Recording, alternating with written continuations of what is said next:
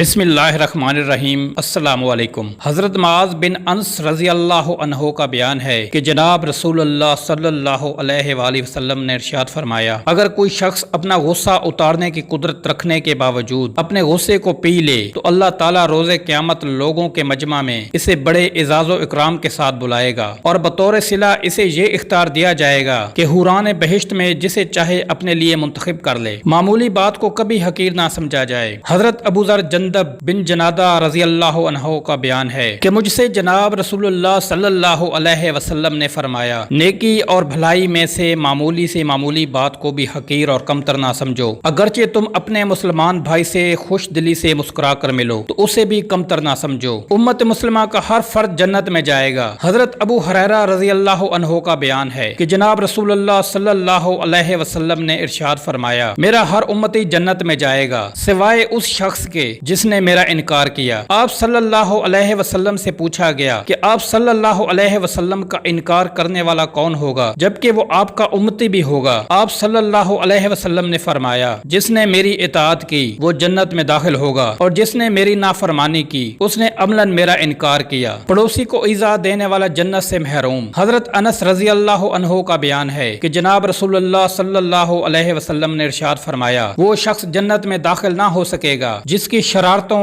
اور ایذا رسانیوں سے اس کے پڑوسی محفوظ نہ ہوں۔ اللہ تعالیٰ آپ کو اور ہمیں عمل کرنے کی توفیق عطا فرمائے، آمین۔